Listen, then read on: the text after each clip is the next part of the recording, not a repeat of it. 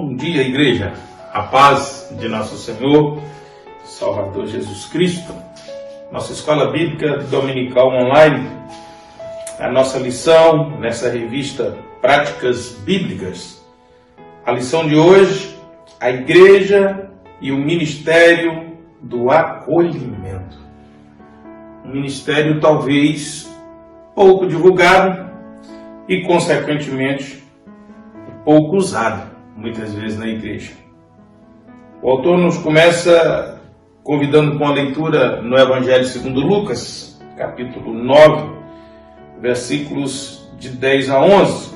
Nos diz assim: ao regressarem os apóstolos, relataram a Jesus tudo o que tinham feito.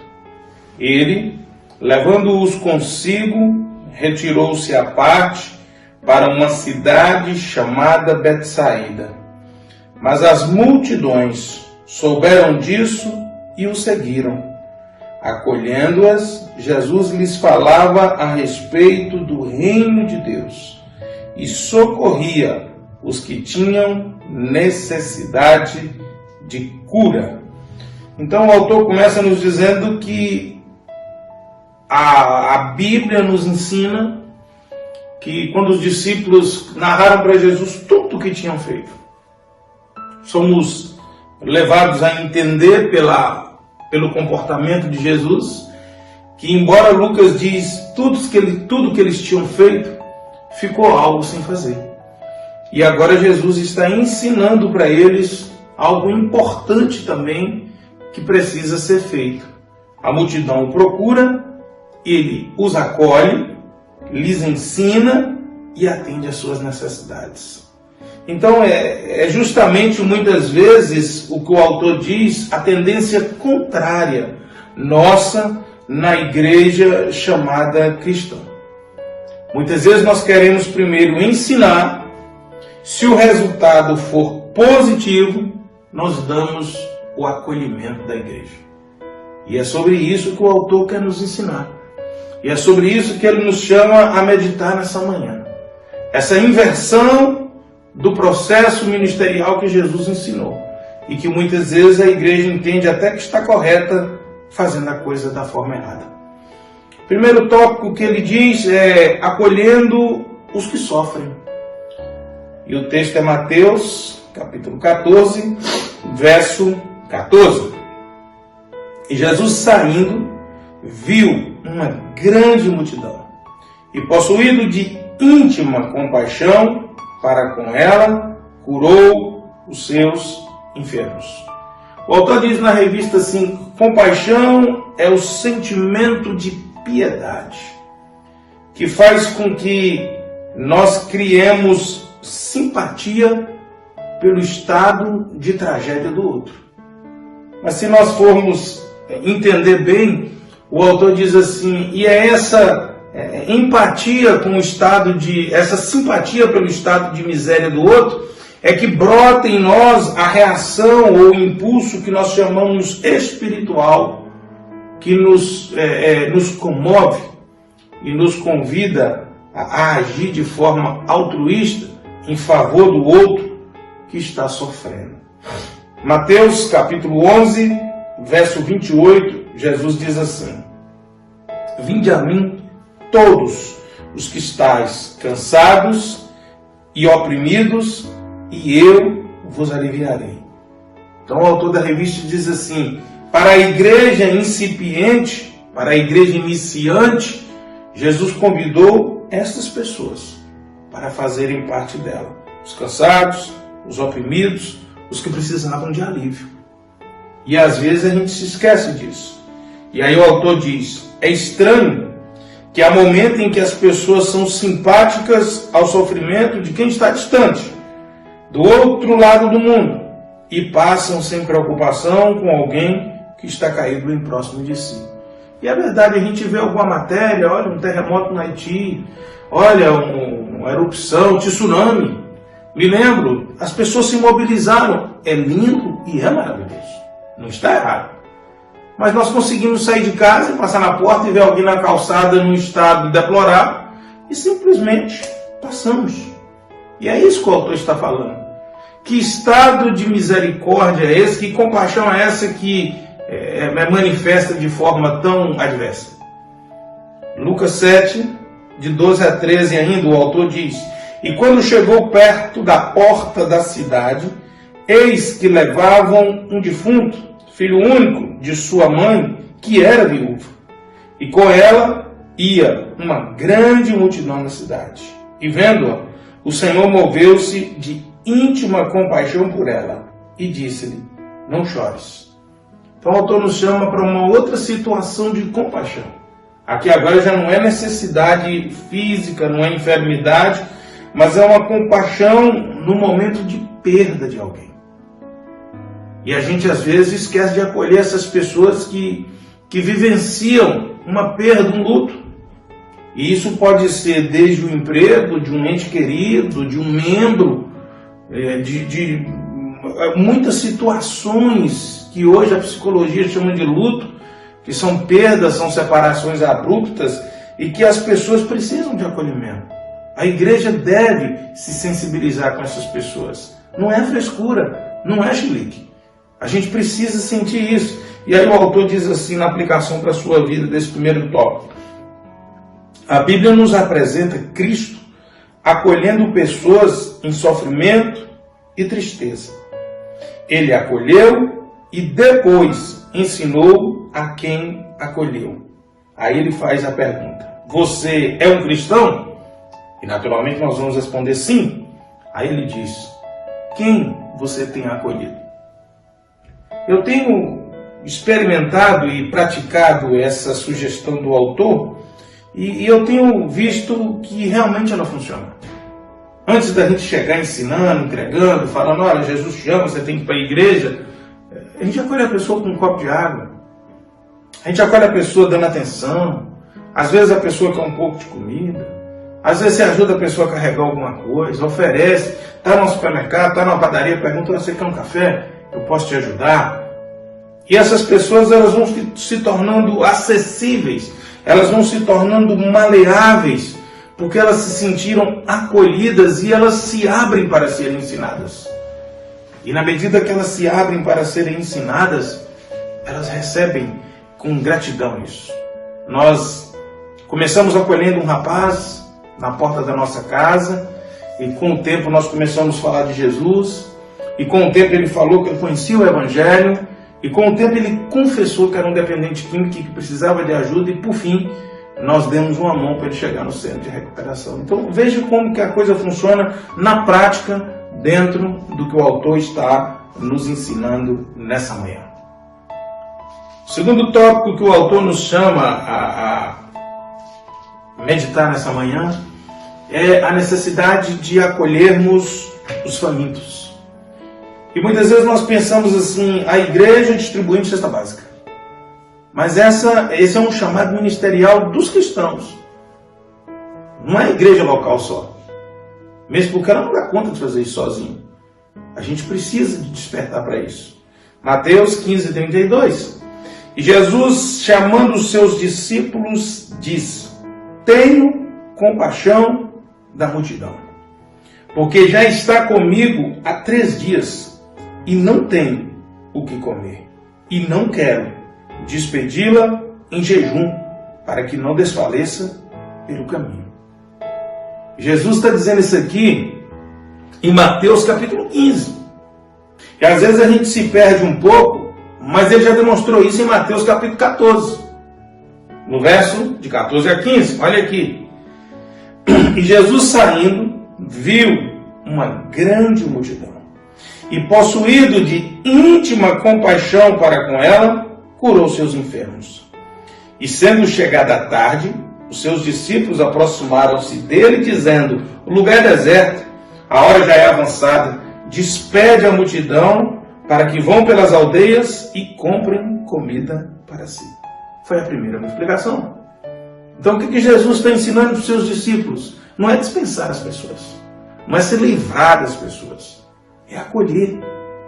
E se nós pudermos fazer isso, nós devemos fazer isso. Jesus disse a razão em Mateus 15 aqui, porque ele não queria despedi-los. Não quero que ninguém desmaie pelo meio do caminho. E será que nós temos essa preocupação com o outro indo? Será que nós temos essa visão do outro que está indo? Então, querido, essa é uma tarefa e essa é uma atitude que a igreja precisa despertar, praticar e trabalhar, porque uma pessoa com fome, ela pode perder, ela não tem capacidade de aprender. Uma pessoa com fome, ela não tem disposição para trabalhar. Uma pessoa com fome, ela pode se tornar uma pessoa iracunda. E pior, uma pessoa com fome, na sua luta por sobrevivência, ela pode fazer loucura. Até roubar e matar. Então, eu penso, e às vezes as pessoas falam, mas você vai dar comida para esse rapaz da rua? Ele é dependente químico, ele é nóia. Mas se ele com fome, no intervalo do seu vício, não achar o que comer, ele vai fazer o quê? Então, querido, pense assim, se você não faz por amor, faz pelo bem, talvez até de um parente seu. Você vai evitar que alguém possa ser atacado ou agredido por aquela pessoa no seu desespero, na sua luta de sobrevivência. Então, esse é um chamado muito importante. E nós precisamos melhorar essa visão que os seus discípulos, inclusive, tinham. Ah, não, dispensa, outro dá comida para ele, eles acham por aí. Marcos capítulo 1, versículos de 40 a 41. E aproximando-se dele um leproso, rogando-lhe, pondo-se de joelhos diante dele, lhe dizia, se queres, bem podes limpar. Jesus, movido de grande compaixão, estendeu a mão, tocou e disse-lhe, quero ser limpo. Esse texto me chama a atenção. Essa acolhida de Jesus aqui agora e essa compaixão dele manifesta é diferente. Há um leproso, e nós sabemos que o contexto do leproso envolve a doença associada com a ideia de pecado, por isso que o leproso está dizendo ser limpo e não ser curado. Tinha a visão de purificação. E, de uma certa forma, o leproso reconhece em Jesus a autoridade de sacerdócio, porque só o sacerdote podia declarar alguém limpo. Então, o que eu aprendo aqui? O leproso disse algo para Jesus, se você quiser, se você tiver vontade, você pode me deixar limpo. E a resposta de Jesus para aquele homem foi, eu quero, e que você vai ficar limpo. Então o que esse texto me ensina? Você talvez, não estou dizendo que você tem que fazer o que Jesus fez. Eu não posso fazer o que Jesus fez. Embora ele disse que se nós tivéssemos fé com um grão de mostarda, nós faríamos coisas maiores do que ele fez. Mas o que eu quero que você entenda nessa manhã é a pergunta e a resposta do leproso para Jesus e de Jesus para o leproso. Muitas pessoas que nos param, muitas pessoas que param diante de nós, esperam em nós a ação que resolva o problema dele. E muitas vezes eles sabem que nós temos condição de resolver o problema dele, como o leproso sabia. Agora a questão é, que resposta nós vamos dar? Não, eu quero, mas eu não vou fazer? Ou nós vamos optar por, não, eu não posso, eu não tenho, ou eu não tenho condição. Verdade? É verdade o que nós estamos falando? Será que nós não podemos? E se podemos, por que não queremos fazer? É essa questão que o texto nos desafia nessa manhã. É esta ideia que está sendo passada nesse diálogo aqui. Mateus capítulo 9, versículo 36, nos diz assim, e vendo as multidões, teve grande compaixão delas, porque andavam cansadas e desgarradas, como ovelhas que não têm pastor. Aqui o texto é claro, pessoas na aflição, pessoas sem direção, porque a ideia do pastor é alguém que direciona, sem direção, em confusão mental, diante de tantas filosofias, ondas, tendências. E a pergunta que o autor nos faz nesse texto aqui é o seguinte, quantas vezes você podia dentro do seu conhecimento, dentro da sua experiência, dá uma ajuda, dá uma orientação, dá aquilo que nós chamamos de dar uma luz para alguém. Olha, eu sei de uma oportunidade em tal lugar. Olha, eu conheço alguém que pode te ajudar a conseguir isso. Olha, eu tenho um amigo no hospital que você pode procurá-lo, que talvez você consiga isso. É esse acolhimento de orientação. E que muitas vezes não nos custa nada. E nós simplesmente cruzamos o braço. Não somos o pastor para essa pessoa que está sem direção. Não somos a orientação para essa pessoa que está confusa. Não somos a palavra de organização para essa pessoa que está fazendo uma coisa enganada, acreditando que está fazendo bem. Olha, isso não vai resolver seu problema. O correto é você tomar isso, o correto é você fazer isso. É isso que nós precisamos fazer, querido, acolher pessoas. Aplicação para a sua vida, dentro das linhas expostas nesse tópico, você recorda de ter agido ou acolhido em alguma situação mencionada nesse tópico nessa semana? Você fez isso por alguém? O último tópico que o autor nos chama: acolhendo os desgarrados, os fracos e os oprimidos. A primeira coisa que nos vem à cabeça, segundo o autor, é o Salmo 123. O Senhor é o meu pastor, nada me faltará. Deitar-me faz em verdes pastos, guia-me mansamente a águas tranquilas. Refrigera a minha alma, guia-me pelas veredas da justiça, por amor do seu nome. Esse texto nos fala da alegria, do conforto, da segurança, da paz de alguém que tem essa visão em Deus, desse orientador, desse organizador, desse pastor que dá as direções e que faz o cuidado. Aí quando nós vamos para João capítulo 10, no versículo 11, nós lemos assim: eu sou o bom pastor, Jesus falando, eu sou o bom pastor, e o bom pastor dá a sua vida pelas ovelhas. Olha o que diz João capítulo 10, versículo 11. Mas há muitos que se desanimaram, há muitos que desistiram, há muitos que se revoltaram por um motivo simples. Foram enganados, iludidos pelo impostor. E quem é o impostor? Aquele que se diz o bom pastor. Porque há um só bom pastor. O texto é claro. Jesus disse aqui: eu sou o bom pastor. Jesus não disse: eu sou um dos bons pastores ou eu sou um tipo de bom pastor. Jesus disse: eu sou o bom pastor.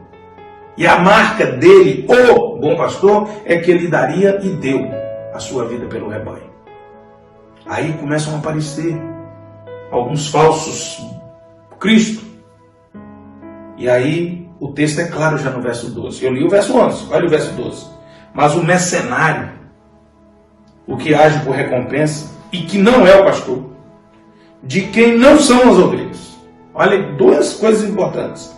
Vê vir o lobo, deixa as ovelhas, foge, e o lobo as arrebata e dispersa as ovelhas. Os perigos, na hora de serem acolhidas, na hora de serem direcionadas, na hora de serem orientadas, na hora de serem cuidadas na fome, na enfermidade, na hora de cuidarem delas, eles não vão estar. Por quê? Porque eram nada mais do que, aqui diz mercenários, mas nada mais eram do que garimpeiros. Então, querido, há uma missão e há um chamado importante para nós. A igreja acolher os que estão desgarrados, os que estão fracos, os que estão desanimados, porque foram apanhados nessa armadilha. O autor nos chama a pensar no texto de João capítulo 8, versos de 1 a 11, que é o caso daquela mulher que foi apanhada em adultério, trazida à praça da cidade para ser apedrejada E embora esse texto não pareça haver uma ideia de acolhimento, o autor nos desafia e nos chama a pensar um pouco. João capítulo 8, olha os versos de 4 a 5. E pondo-a no meio, disseram-lhe: Mestre, essa mulher foi apanhada no próprio ato adulterando. E na lei nos mandou Moisés que as tais sejam apedrejadas. Tu, pois, que dizes? O autor nos chama a atenção o seguinte: muitas vezes nós somos precipitados. E esse caminho, ele é perigoso e ele tem dois extremos. O autor diz assim: a igreja não é clube e nem esconderijo dos crentes, e muito menos um tribunal especial para julgamentos sumários. Então nós precisamos ter muito cuidado com quem chega. Não precipitar na maneira de acolher, mas também não precipitar julgando. Então é uma balança que precisa estar bem equilibrada. 1 Coríntios capítulo 12, de 12 a 14, porque assim como o corpo é um, e tem muitos membros, e todos os membros, sendo muitos, são um só corpo, assim é Cristo também. Pois todos nós fomos batizados em um Espírito, formando um corpo, quer judeu, quer gregos, quer servos, quer livres, e todos temos bebido de um Espírito, porque também o corpo não é um só membro, mas muitos. Então a primeira coisa que nós vamos entender é que a igreja é um corpo, e viver essa ideia de corpo. Mas há uma necessidade de nos envolvermos com as pessoas e de construirmos relacionamentos. A igreja precisa desenvolver isso. Lá em 2 Reis, capítulo 4, de 25 a 26, olha o que está escrito. E assim ela partiu e foi falar com o homem de Deus no Monte Carmelo. Ao vê-la de longe, o homem de Deus disse a Geazi, seu servo: Veja, é a sunamita.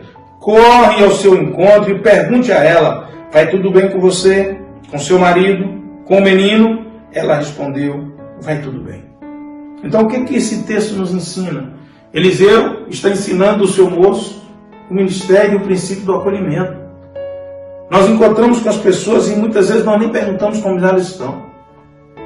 A igreja precisa desenvolver esse relacionamento. Uma cena que para mim é impactante e ao mesmo tempo é de extrema importância e nos ensina é a despedida do apóstolo Paulo no capítulo 20 de Atos, nos versos de 35 a 38. Olha o que ele diz: em tudo tenho mostrado a vocês que trabalhando assim é preciso socorrer os necessitados e lembrar das palavras do próprio Senhor Jesus. Mais bem-aventurado é dar do que receber. Ministério de acolhimento. Tendo dito isso, ajoelhando-se, Paulo orou com todos eles. Então houve grande pranto entre todos, e abraçando Paulo o beijavam, entristecidos especialmente pela palavra que ele tinha dito, que não mais veriam o seu rosto, e eles o acompanharam até o navio. Querida, essa marca, esse cuidado é que nos identifica. Olha aqui o que diz João, capítulo 13, versos de 34 a 35, Jesus falando: um novo mandamento vos dou, que vos ameis uns aos outros, como eu vos amei a vós, que também vós uns aos outros vos ameis. Nisto todos conhecerão que sois meus discípulos, se vos amardes uns aos outros. É um chamado para ser crente. 1 Tessalonicenses, capítulo 4, de 9 a 10. Quanto ao amor fraternal, o amor entre irmãos, não há necessidade de que eu lhes escreva, porque vocês mesmos foram instruídos por Deus a amar uns aos outros. E, na verdade, vocês já estão fazendo isso em relação a todos os irmãos em toda a Macedônia. Porém, irmãos, exortamos vocês a que progridam cada vez mais. Querido, muitas vezes nós entendemos que essa tarefa é só do pastor, é só do ministério de visitação, é só do corpo diaconal. Não, esse é um chamado da igreja. Esse é um chamado da igreja. O pastor Hernandes Dias Lopes diz algo interessante. Ele diz assim: o sedentarismo é marcado por aqueles que só se alimentam, mas não praticam o exercício. A igreja não é uma plateia onde o culto é um espetáculo e os crentes vêm como espectadores. Você não foi chamado para ir para a igreja só para aprender. Você foi chamado para a igreja para aprender e depois para praticar. A igreja é uma comunidade de aceitação. E nós precisamos viver isso. Nós vimos no domingo passado que Barnabé acolheu o apóstolo Paulo. Nós vimos que Barnabé acolhe João Marcos. E nós vimos o benefício que isso trouxe para a igreja. Então é pelo ministério do acolhimento que o Novo Testamento nos ensina que a igreja se organizou. Ou seja, a igreja incipiente, a igreja no seu começo, ela se organizou através do acolhimento. A igreja só existe porque Jesus nos acolheu primeiro.